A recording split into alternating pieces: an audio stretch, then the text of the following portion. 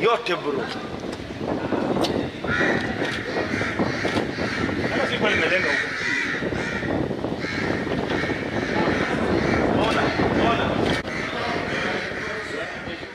Mnamo tarehe 9 mwezi wa 4 mwaka 2025, jengo ambalo lipo Kenya maeneo ya Kilifi lililipuliwa kwa sababu za kiusalama baada ya kushtukiwa kwamba jengo hilo linaanza kushuka au kufanya settlement na kuonesha ishara ya kufeli. Ishara hiyo ilikuwa kuonesha cracks.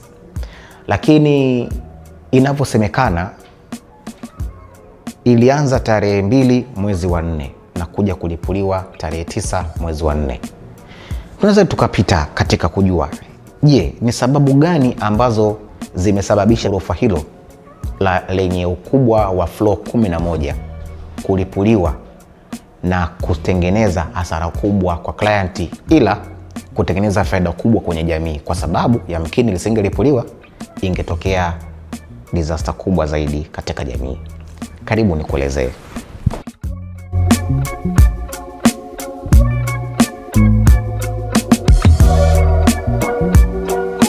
Sababu ambayo ilisababisha jengo ile kubomolewa ni kwa sababu lilikuwa linaanza kushuka, settlement. Sasa kuna kitu kitaalamu tunakiita differential settlement due to soil saturation. Yani kuna settlement, yani kwa maana jengo lilianza kushuka kwa tofauti kwa sababu inavyosemekana kulikuwa kuna kisima kilikuwa kinachimbwa, maji yakaanza kuingia kwenye foundation chini kabisa, kwenye kitanda cha foundation kule ambapo kuna base ambazo zimewekwa. Sasa soil ikianza kunywa maji, kuna point inaitwa saturation point ambayo maji yamekuwa yamezidi.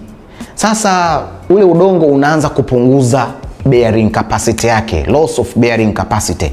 Kwa uwezo wake wa kuanza kubeba ule mzigo unaanza kupungua. Ndipo structural cracks zikaanza kutokea sababu ya hiyo weak ya soil iliyosababishwa na yale maji. Sasa nini cha kufanya? Kuna kitu kinaitwa soil investigation. Sisi katika hatua ya muhimu sana tunasemaga lazima tufanye site visiting. Lakini kuna mtaalamu anaitwa geotechnical. Lazima tufanye geotechnical investigation kwa majengo makubwa. Wakati mwingine sio sababu tu labda kisima, yawezekana kuna mikondo ya maji chini. Umejenga foundation yako, kumbe katika leo ulioishia ndio mikondo ya maji ipo huko chini. Kwa hiyo lazima ufanye soil au geotechnical investigation. Lakini cha pili, kuzuia uchimbaji wowote. Kumbuka ili jambo lishe kutokea Kariakoo. Kuna some cases jengo lilishuka kwa sababu ya disturbance ya foundation. Ukidisturb foundation either kwa maji, either kwa kuligonga au kwa namna yote ile, it depend na stability na strength ya lile jengo. Kwa hiyo chochote unachotaka kukifanya lazima uombe kibali.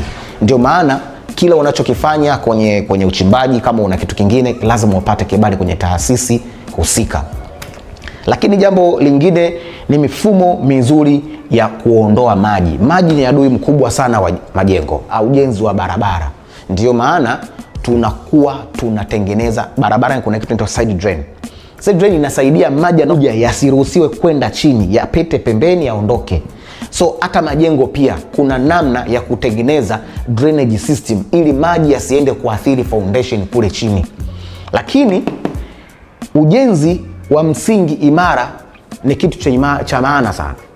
Na kitu cha mwisho ambacho tunaweza tukaongezea hapo ni kwamba kuna kitu kinaitwa monitoring. Hii monitoring manake kama jengo either limekaribia kuisha au limeisha, kuna kitu kinaitwa monitoring. Jengo linaanza kupungua ubora kila siku tangu siku ulivyokabidhiwa jengo au siku engineer alivyo submit hiyo project. Kwa hiyo monitoring ya jengo ni muhimu sana, na vitu vingine hivi vinaweza vikasababisha jengo lako likawa imara na usipate hasara ya mamilioni ya fedha kwa sababu ya uzembe wowote. Hii ni Ujenzi Professional, Master of Consistency and Quality.